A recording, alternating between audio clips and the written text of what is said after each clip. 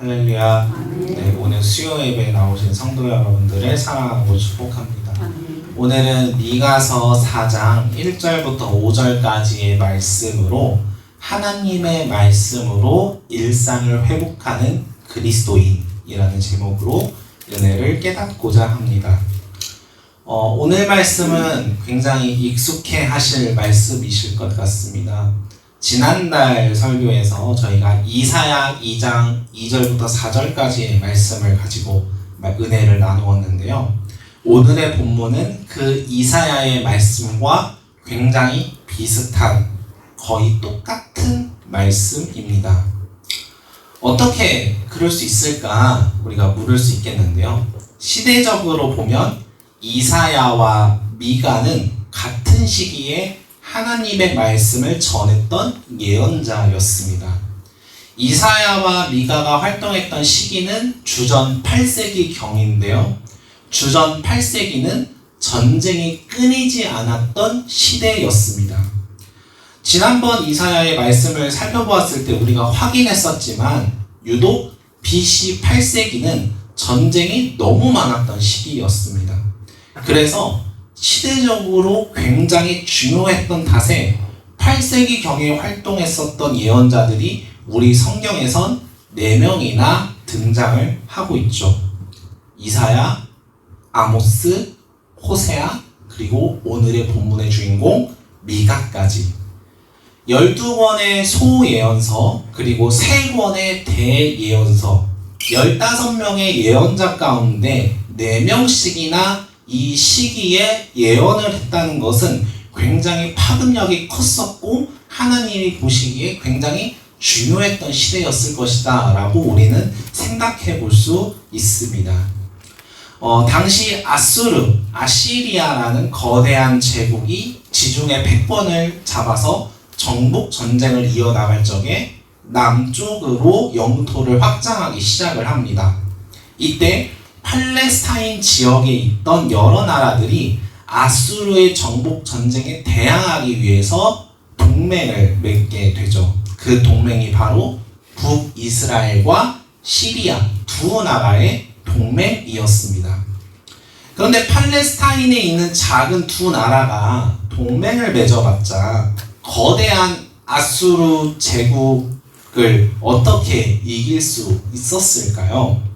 그런 이유에서 북이스라엘과 시리아가 남유다에게 너도 우리랑 같이 동맹 맺어서 싸우자라고 이야기를 요청을 하게 됩니다. 그런데 남유다는 그 요청을 거절하게 되죠. 이에 북이스라엘과 시리아는 남유다의 군사력을 가져오기 위해 남유다를 침략합니다. 이때가 BC 734년 시리아 에브라임 위기라고 부르는데요. 남유다 입장에선 두 나라를 상대해야 하니까 굉장히 벅찼을 겁니다. 그래서 남유다는 시리아와 북이스라엘의 적이었던 아수르에게 도움을 요청을 하죠. 아수르는 남유다의 도움 요청, 원조 요청을 빌미로 팔레스타인을 본격적으로 침공하기 시작합니다. 결국 BC 722년경에는 북이스라엘이 아수르에 의해 멸망당하게 되죠. 문제는 아수르가 남유다를 도와주었기 때문에 그에 따른 대가를 받았어야 했습니다. 그래서 남유다가 주기적으로 아수르에게 조공을 바치는 조공 국가로 전락하는 시기이기도 합니다. 이후에 남유다가 아수르에게 계속 조공을 바치다가 히스기야가 왕으로 즉위하면서 이방 국가에게는 조공을 바칠 수 없다 선언을 합니다. 그래서 아수르에게 조공 바치는 걸 그만두게 되자 아수르는 이거를 책잡아서 남유다를 침공하기 시작을 하죠. 남유다 입장에서는 이 아수르의 침략을 방어하고 싶어도 아수르가 너무너무 막강하다 보니까 금세 밀리게 되고 결국엔 예루살렘을 제외한 전 남유다의 전 지역이 아수르에 의해 무너지게 됩니다. 이러한 맥락 속에서 미가가 예언을 했기 때문에 이러한 맥락을 가지고 우리가 미가의 말씀을 살펴보려고 합니다. 오늘의 본문 시작은 이렇습니다. 끝날에 무엇이 끝나는 날일까요? 지난 이사야 말씀을 통해서도 살펴보았습니다만 전쟁이 끝나는 그날, 모든 혼란과 공허함과 절망감이 끝나는 그날을 미가는 말하고 있습니다. 그날에 여호와의 전에 산 시온산으로 많은 민족들이 몰려들 것입니다. 그리고선 2절에서 말합니다. 오라, 우리가 여호와의 산에 올라가서 야곱의 하나님의 전에 이르자. 그곳에서 하나님의 도를, 하나님의 말씀을 배우자. 이사야 때와 마찬가지로 시온산으로 올라가 하나님의 말씀을 배우자고 요청을 합니다. 그리고선 3절에서 하나님의 말씀을 배운 자들의 모습을 이야기하죠. 그들의 모습은 칼을 쳐서 보습을 만들고 창을 쳐서 낫을 만드는 모습, 즉 평화를 이루어가는 모습임을 우리는 확인할 수 있습니다. 여기까지가 이사야의 예언과 똑같은 내용인데 미가에서 이사야와 다른 점이 4절에서 등장합니다. 우리 4절 말씀을 함께 읽도록 하겠습니다. 각 사람이 자기 포도나무 아래와 그들을 두렵게 할 자가 없으니 이는 만군의 여호와의 미가같이 갈 것입니다. 아멘. 미가가 말합니다. 각 사람이 자기 포도나무와 자기 무화과 나무 아래에 있을 것이다. 아니, 아까까지 하나님의 말씀을 듣고 칼을 쳐서 보습을 만들고 창을 쳐서 낫을 만들어가지고 평화를 이루어가는 모습을 이야기를 하다가 갑자기 포도나무, 무화과 나무 이야기를 합니다. 근데 그냥 나무가 아니라 자기 포도나무, 자기 무화과 나무라고 이야기를 합니다. 그들이 나무 아래에 앉는데 두렵게 할 자가 없을 것이다. 미가가 예언을 하죠. 미가는 왜 갑자기 나무 이야기를 했던 것일까요? 그리고 그냥 나무가 아니라 자기 포도나무, 자기 무화과 나무라고 이야기를 했던 것일까요? 이를 알기 위해선 우리가 미가가 어떤 사람인지를 알아볼 필요가 있습니다. 우리 미가 1장 1절 말씀을 좀 함께 읽도록 하겠습니다. 미가 1장 1절 말씀 시작. 유다의 왕들 요담과 아하스와 히스기야 시대에 모레셋 사람 미가에게 임한 여호와의 말씀 곧 사마리아와 예루살렘에 관한 묵시라. 자, 1장 1절에서 미가는 자신의 출신지를 밝히고 있습니다. 모레셋이라는 지역에서 태어났고 살았던 사람이다 라고 소개를 하고 있죠. 모레셋이라는 지역은 우리에게 익숙한 곳이 아닙니다. 이제 지도를 보시게 되면 예루살렘 남쪽으로 한 40km 정도 떨어진 곳이라고 하는데요. 시골 지역입니다. 시골 지역. 이 부분이 중요한데요.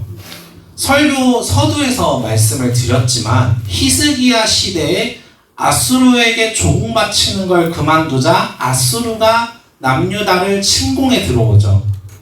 이때 침공해 들어오고 아수르가 예루살렘을 에워쌉니다. 예루살렘을 에워쌌다는 말은 달리 말하면 예루살렘을 제외하고 주변에 있던 모든 지역들은 아수르가 다 멸망시켰다는 이야기겠죠. 그때 당시 아수르가 진격하던 경로가 1장 10절 이하에 등장을 합니다. 1장 10절 이하를 보게 되면은 지명들이 등장을 하는데요. 가드, 베들레아브라, 사릴, 사아나 등등등등등등 지명들이 막 등장을 합니다. 이 지명들이 아수르가 남유다를 침공해 들어올 적에 블레셋 지역을 통해 가지고 진격한 루트를 적어 놓은 부분입니다. 근데 이 루트 근방에는 모레셋도 있다는 거예요. 지금 미가는 실향민이라는 거예요. 자기 집을 잃은 가장 일상적이고 평범한 사람이었다는 거예요. 가장 일반적인, 가장 보통의 사람에게 지금 지독한 싸움과 전쟁으로 인해 집을 잃고 쉴 곳을 잃고 일상을 잃어버린 너무 힘들고 어려운 상황이 모레셋 출신 미가의 상황인 것입니다. 그렇다면 여기까지가 서론입니다. 이러한 맥락에서 4장 4절로 다시 돌아가 보겠습니다. 가장 보통의 사람, 가장 일상적인 생활을 살다가 전쟁으로 인해 모든 것을 잃어버린 이 미가가 말하는 자기 포도나무, 자기 무화과 나무는 도대체 무슨 말일까? 우리는 물어야 합니다. 성경에서 이스라엘을 은유적으로 표현할 적에 보통 3개의 나무를 말하죠. 포도나무, 감람나무, 무화과나무. 이 나무들은 이스라엘에서 가장 쉽게 볼 수 있는 작물들이었습니다. 대부분의 농민들이 포도와 무화과를 재배했기 때문에 이스라엘을 대표하는 작물이었고, 그렇기에 성경에선 이스라엘로 많이 상징하며 부르기도 했습니다.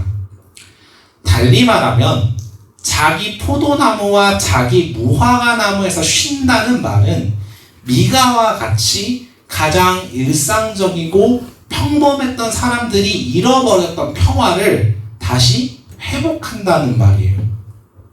우리가 전쟁을 일으킨 게 아닌데 농사일 잘하다가 잘 살고 있다가 갑작스럽게 전쟁에 휘말리게 되었고, 거기에서 가정을 잃고 집을 잃고 모든 것을 빼앗긴 그 고통과 그 절망과 그 낙심으로부터 평화를 회복한다는 거예요.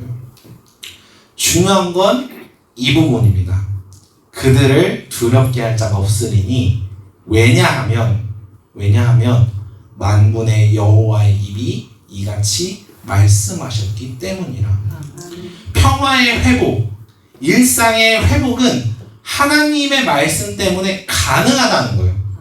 하나님의 말씀으로 우리들의 무너진 일상들이 회복될 거라고 미가는 말하고 있는 거죠. 미가는 이 부분을 붙들었던 것 같아요. 자기 자신도 누려왔었던 그 평안, 가족과 함께 했었던 기쁨과 즐거움이 한순간에 무너져 버렸어요. 내 힘으로는 어찌하지 못할 그 거대한 문제로 인해서 내 일상이 완전히 무너져 버렸어요. 평화가 깨진 거예요. 늘 누리던 즐거움이 이제는 없어진 거예요. 그 순간에 미가가 말합니다. 하나님의 말씀으로 회복해야 한다. 하나님의 말씀으로 우리의 일상을 다시 세워야 한다. 하나님의 말씀만이 무너진 내 삶을 다시 일으킬 수 있다. 하나님의 말씀 앞에서 우리가 그 말씀을 듣고 배워야만이 삶의 어려움과 싸워서 이겨내고 진정한 평화를 이뤄낼 수 있다. 미가는 그렇게 고백하는 것입니다. 이런 이유인지는 몰라도 미가서를 쭉 보게 되면요, 조금 특이한 점이 하나 있습니다. 미가는 하나님의 말씀의 중요성을 알았던 사람이었던 것 같아요. 말씀을 듣는 것이 믿는 자들에게 너무나 중요한 것이다 라는 것을 알았던 것 같았습니다. 그래서 미가서를 보게 되면 총 3번 하나님의 말씀을 들어야 한다 선언을 합니다. 1장 2절에서는 백성들아 너희는 들어야 한다. 3장 1절에서는 야곱의 우두머리들과 이스라엘 족속의 통치자들아 들어야 한다. 6장 1절에서는 너희는 들어야 한다. 3번 이야기를 합니다. 백성, 통치자 모두 하나님의 말씀을 들어야 한다는 거예요. 하나님의 말씀을 들어야 깨어진 우리의 일상이 회복될 수 있다는 거예요. 하나님의 말씀을 들어야 무너진 나의 삶이 회복될 수 있다는 거예요. 하나님의 말씀을 들어야 하나님의 형상대로 지어진 우리가 살아갈 수 있다는 거예요. 하나님의 말씀은 우리의 무너짐을 다시 세우시고, 하나님의 말씀은 우리의 고꾸라짐을 다시 세우시고, 하나님의 말씀은 우리의 무기력함을 다시 세우시는 능력이 있다는 것을 우리는 확인하고 믿어야 합니다. 우리의 힘으로는 그 거대하고 무서운 상황에 휘말려서 무너진 것들을 회복시킬 만한 능력이 없어요. 해보고 싶어도 안 돼요. 그 순간에 하나님의 말씀을 우리가 들을 때 그 말씀이 우리를 다시 나아가게 함을, 살아나게 함을 믿으시기를 바랍니다. 미가는 오늘 본문 5절에서 이렇게 말합니다. 우리 5절 말씀을 함께 읽도록 하겠습니다. 만민이 각각 자기의 신의 이름을 의지하여 행하되 오직 우리는 우리 하나님 여호와의 이름을 의지하여 영원히 행하리로다. 미가가 선언합니다. 만민이 각각 자기의 신의 이름을 의지하여 행하되 오직 우리는 우리 하나님 여호와의 이름을 의지하여 영원히 행할 것이다. 여기서 우리는 이상한 점을 발견할 수가 있습니다. 아니, 전도사님, 뭐가 이상한가요? 분명 1절부터 3절까지 내용을 다시 보게 되면 만민이, 이방 사람들이 시온산으로 올라와서 하나님의 말씀을 듣는다고 이야기를 했습니다. 근데 여기서는 만민이 각각 자기의 신의 이름을 의지한다고 말을 하죠. 이게 뭔가 싶죠. 조금 논란이 있기는 하지만 아마 이 부분은, 이 구절은 뉘앙스를 보았을 때 미가가 말했던 끝날, 마지막 날의 시점은 아닌 것 같아요. 마지막 날에는 분명 만민들이 하나님의 말씀을 듣기 위해 시온산을 올라가서 하나님이 말씀하신 평화를 위해 칼을 쳐서 보습을 만들고 창을 쳐서 낫을 만들 텐데, 하나님이 말씀하신, 하나님이 원하시는 평화를 이루어 갈 텐데 5절의 시점에선, 현재 미가의 시점에선 이방인들이 하나님이 아닌 다른 신을 따르고 있다는 거예요. 평화가 아닌 거죠.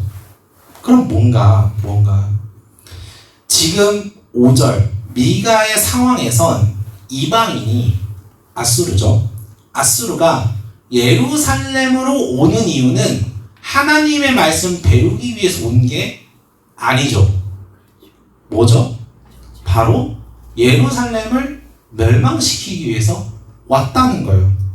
아수르는 남유다를 완전히 멸망시키기 위해 예루살렘으로 올라오고 있습니다. 열왕기 하를 보게 되면 아수르가 자기들의 신을 따라서 여호와를 막 모욕하면서 예루살렘을 포위하는, 조여오는 모습을 보도하기도 하죠. 자칫하면 예루살렘은, 시온은 멸망당할 상황이라는 거예요.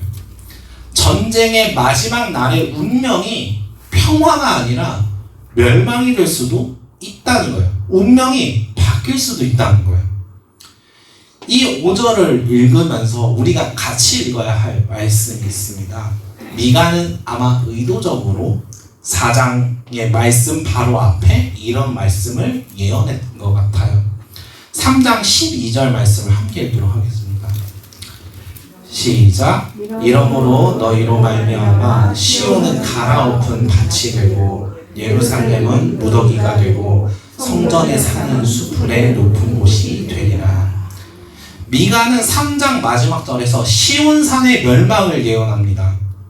시온산이 멸망당한 이유는 3장 9절을 보게 되면 남유다를 통치하고 있는 통치자들의 모습이 정의롭지 못하고 정직하지 못하기 때문이었어요.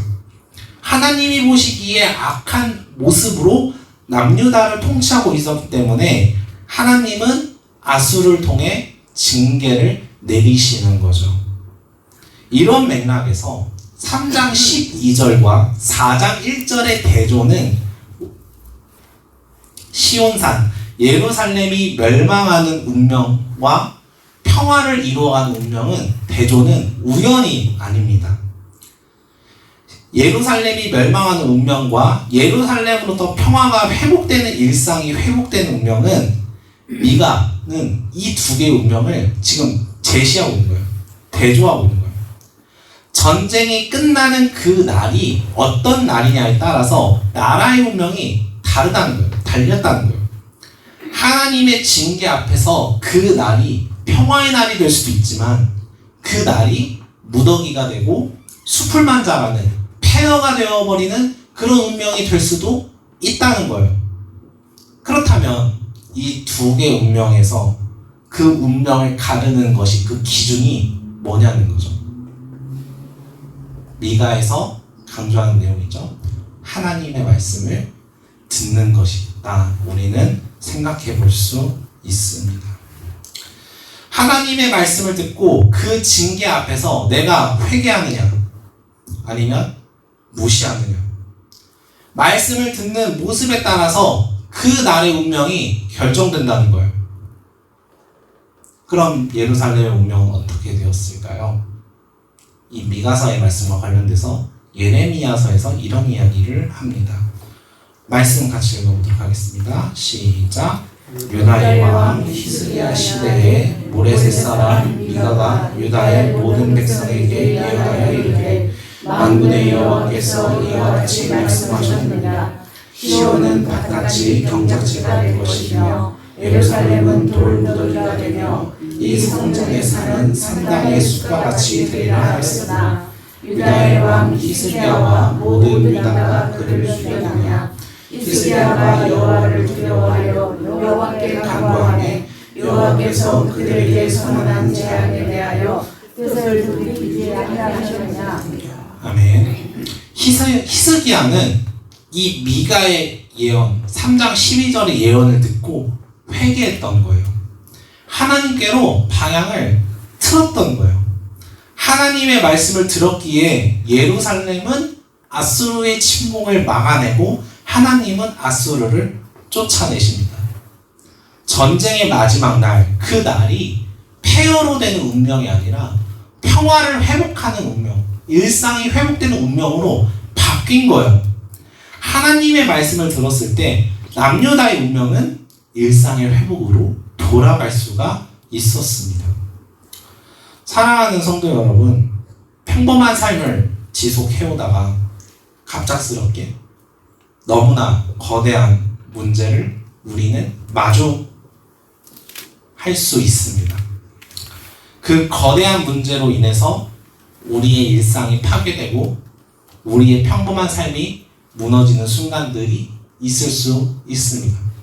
우리가 작은 사소한 일만 해도, 사소한 일만 터져도 일이 막 손에 안 잡히고 집안일이 손에 막 안 잡히는 때가 있잖아요.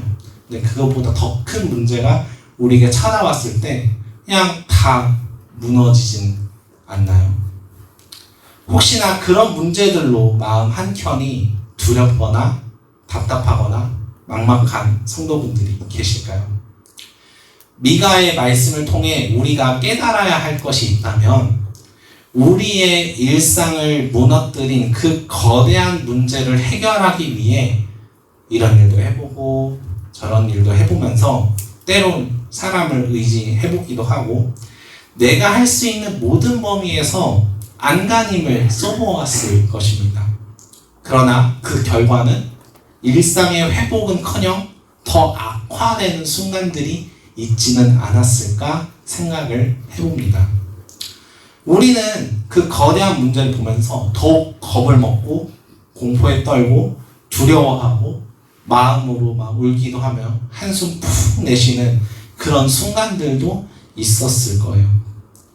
그리스도인은 그런 식으로 일상의 회복을, 평화를 누리는 게 아니라는 것을 우리는 미가의 말씀을 통해서 깨달을 수 있습니다. 그리스도인은 하나님의 말씀으로 일상을 회복해야 합니다. 하나님의 말씀을 듣고 그 말씀으로 우리의 일상을 다시 세워야만 합니다. 다시 한 번 더 미가 4장 5절 말씀을 같이 읽어보도록 할게요. 시작. 만민이 각각 자기의 신의 이름을 의지하여 행하되 오직 우리는 우리 하나님 여호와의 이름을 의지하여 영원히 행하리라. 행하리로다. 하나님의 이름을 의지하는 사람들이 누구일까요? 우리 그리스도인들 아닐까요? 그러면 하나님의 이름을 의지하는 사람들이 영원히 행한다. 이 영원히 행한다는 것은 또 뭘까요?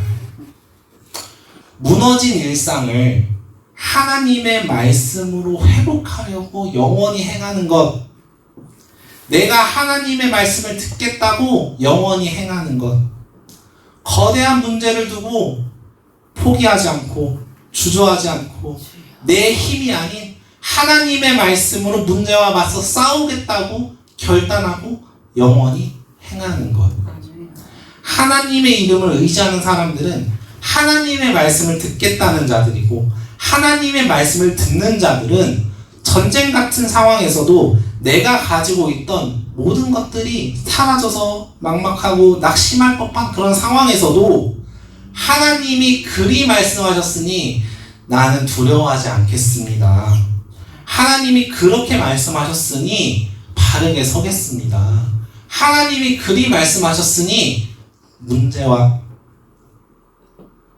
문제에게 지지 않고 싸우면서 담대하게 나아가 보겠습니다. 라고 고백하는 자들이 그리스도인들입니다. 그렇게 고백하는 사람들이 하나님의 이름을 의지하는 자들입니다.